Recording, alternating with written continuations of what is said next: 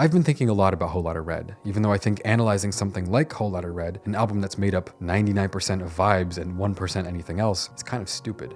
This video is made possible by CuriosityStream and Nebula. You can watch an exclusive full-length video explaining the making of Whole Lotta Red and what makes it the most interesting trap album of the last 4 years, plus other fascinating full-length videos about famous and impactful albums only on Nebula, which is available at less than $15 a year through our sponsor CuriosityStream at curiositystream.com/Volksgeist. More on that later.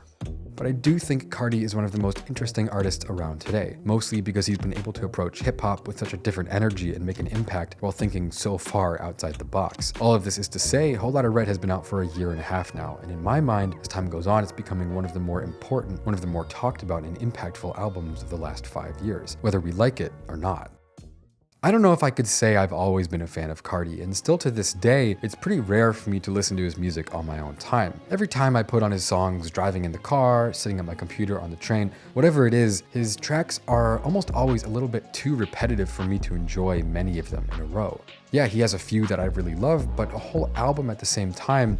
Carti's music might be influential, but if the project doesn't hold my attention, I'm not going to force myself to listen to it. The positive opinions I do have of Carti mostly come from my real-life memories of him and his music. The time my friends and I waited in line for like 4 hours to see him in Brooklyn just for him to get mad and run off the stage after 2 songs. All the times we would blast Die Lit in 2020 at our house parties in Philly, driving with 5 friends in the car listening to R.I.P. at full volume. For me, that's where Carti's interesting, in a format where the energy of the music itself comes out of the speakers and into the real world. And for me, that's what ended up being the key to understanding this album and the major impact it had and is still having on Gen Z music listeners. When I think about the substance of Carti himself, away from his production, his high-pitched voices, his mumbling, his repetitive flows, the rhyme schemes, and the outfits, it always feels like his goal as an artist isn't to say any one thing, but rather to say anything as long as it hasn't been said before. Just listen to the lyrics from a Carti song. Anyone could write these tracks, but who cares? It's not about what he's saying, it's about how he says it. He's here to make a new sound, to do things differently. He's never going to trade his ideas for commercialism, and that's why it works so well.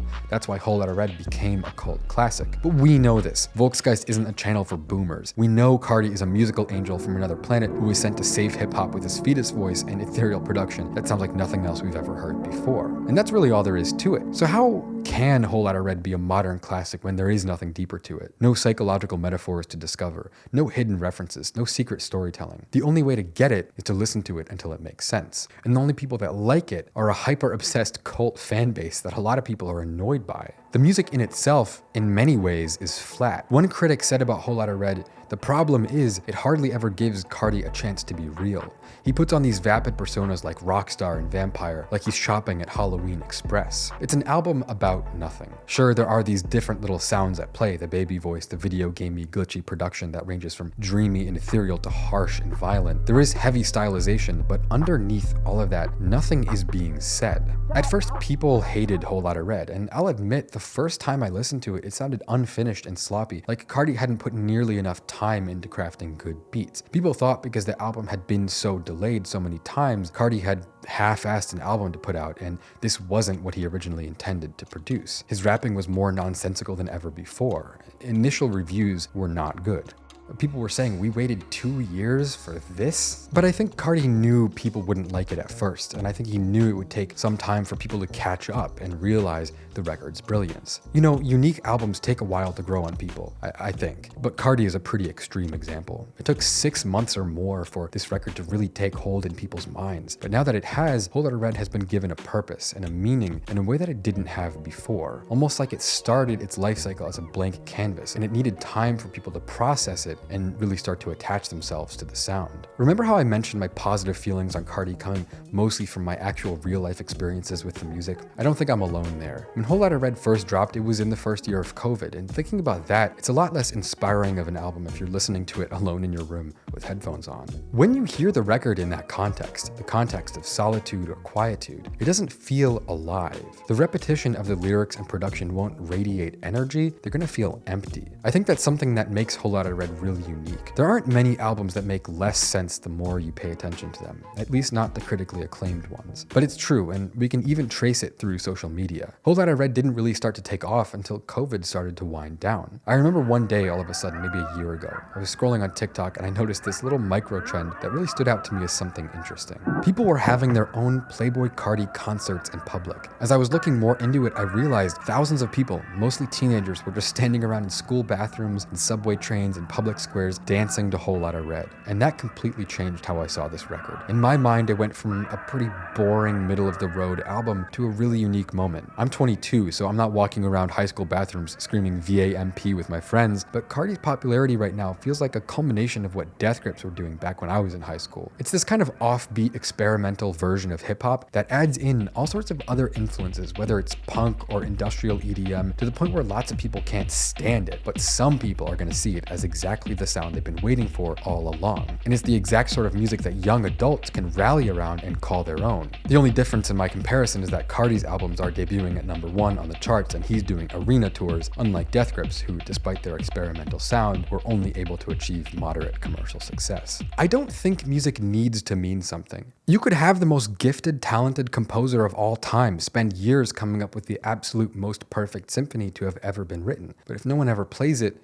it has no impact. This may have happened already, but I don't know about it. And yeah, Whole Lotta Red isn't the most meaningful album, but it doesn't have to be to make a statement, to be important to people, and to be the soundtrack to moments of people's lives in a way that no other album could be. The music industry today is a very different place than it was 3, 4, 5 years ago. When I ask myself right now, what makes an album a classic, there isn't an easy way to answer that question, let alone name many albums that fit the description. Most big name artists are struggling to make records right now. Maybe it's because all the big stars are losing their creativity by getting older and more wealthy and out of touch. Maybe it's because music marketing is going through big changes and old styles of marketing just don't work anymore. Whatever's going on, it's obvious that things are changing. Sales are down, the lifespan of an album is much shorter than ever before. Look at some of the big rap releases from the last few years. You have artists like Jack Harlow getting tons of attention for being boring, making middle-of-the-road music. You have Kendrick waiting 5 years to drop an album that a lot of people didn't like for its subtle production or lack of vibes. You have Post Malone dropping an album with no promotion and it being the worst-selling album of his career. You've got Drake dropping the worst, most creatively bankrupt albums he's ever made back to back. Even Kanye is making horrible music, but at least he hides it behind a $200 paywall. Travis Scott, an artist who's once considered one of the most creative, original trap artists with albums like Rodeo and Astroworld, he hasn't done much outside of product placements for the last 4 years. These projects that are coming out nowadays, these big albums, especially in the trap genre, they have all this label support and marketing push. They can't get people excited. It doesn't matter how much money you put into it. If people don't want to talk about it, if people don't want to dance to it, it doesn't matter. If the album doesn't have something to set it apart and keep it in the conversation, it just disappears. The only time you're going to hear a lot of songs from Drake and Jack Harlow is at clubs, at bars, outside in the mall. If people don't feel a way about it, it's not going to last. That's why I was excited to see people dancing to Carti in the halls at school. That's something you actually remember. That's how an artist makes an impact, and that's what getting excited about an artist's music means. There are so many albums in the industry that make so much noise, but it doesn't even matter because no one's passionate about the music. Yeah, sure, I'll listen to Drake if he comes on my daily mix. I'll sit there driving in my car, not paying any attention to what I'm hearing like a glass-eyed zombie. But listening to Whole Lotta Red and looking at how much passion and excitement people feel for the music, there's a movement behind it. People love it.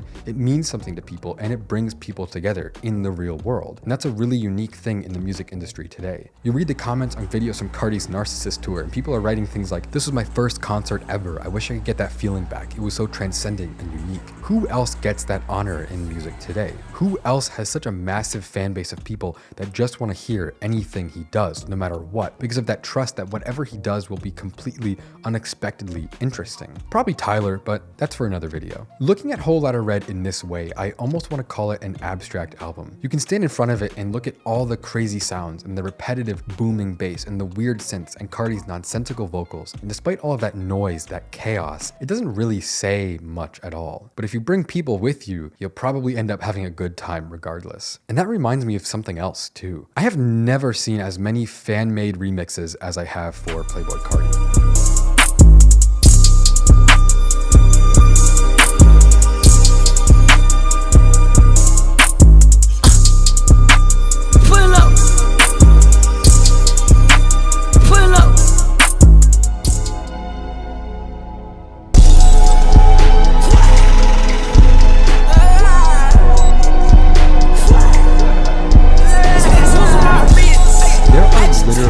hundreds of Carti remixes all over YouTube, TikTok, and SoundCloud, not just of Whole Lotta Red, but of Carti's entire catalog, Die Lit, self-titled, even his leaks. And I think the prevalence of remixes says something about how many people are passionate about Carti and his sound. There's basically an infinite number of YouTube videos remixing Carti's verses and beats into various different aesthetics, turning songs that were already dreamy, bassy, and chaotic into wholly unique, chopped and screwed masterpieces. They're even more repetitious and otherworldly than ever before, and these remixes get views. Listening to these remixes is a whole other way to experience Carti's music, and to me it only reinforces the idea that Whole Lotta Red is one of the most influential albums of our generation in ways that we won't fully recognize for a long time. The idea that you can take a Playboi Carti song and remix it into a spacey, ambient, galactic work of beauty, or a smooth, jazzy, heavenly Japanese city pop track speaks to the idea that this is a foundational record for a lot of people. Because there's a whole generation of listeners hearing Whole Lotta Red, and for them, it's the first time they're hearing anything this unique, anything that makes them think about music in a critical way. So to me, that's what makes Whole Lotta Red a modern classic. In a time when so much music just isn't even worth talking about, let alone analyzing or praising, an album like Whole Lotta Red can be the one to break the mold. Not just sonically, but in a way that truly pushes music forward and inspires an entire generation of people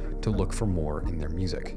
And personally, my favorite part of Whole Lotta Red is the production. It's unlike anything else in mainstream music today. It was orchestrated by 23 different producers and had a huge influence on the rise of rage beats. But while I was making an entire video looking deeper into the sound of Whole Lotta Red, I realized there was no way I could put that video on YouTube. The making of Whole Lotta Red is a full-length video, longer than the one you're watching right now, and it's only available on my streaming service, Nebula. And it just so happens that when you sign up for this video's sponsor, CuriosityStream, you get Nebula included as a bundle for just $14.79 for a year-long membership. That's not $14.79 for a month, that's $14.79 for a year. Again, the reason why this video isn't on YouTube is because it just wouldn't be allowed on the platform. Nebula is a different platform without any ads, without any algorithm. It's a place for high-quality creators to post not only their amazing regular content, but work on exclusive original projects that would never work on YouTube. Some of my favorite creators are on Nebula, like Polyphonic, the best music essayist on the internet, and over 150 more amazingly interesting channels like FD Signifier, Wendover Productions, Real Science, and Adam Neely, to name just a few. And the best way to get access to Nebula and all of these exclusive, fascinating videos is through our bundle with CuriosityStream, which gives you access to both services for less than $15 a year. And CuriosityStream has some really fascinating stuff on their platform, which I think you'll enjoy, with thousands of documentaries with topics ranging from music to history to science and technology and many, many more. One of my favorites right now is their documentary about the career of Mr. Beast, telling the story of how he became the biggest YouTuber of all time. Anyway, I can't imagine a better deal, to be honest. You get 2 streaming services, both of which are full of fascinating content that I know you'll enjoy if you're already a viewer of this channel, for less than $15 a year. You get really interesting high production value exclusive videos like my full-length look at the making of Whole Lotta Red, and I get support for my mission of continuing to make the highest quality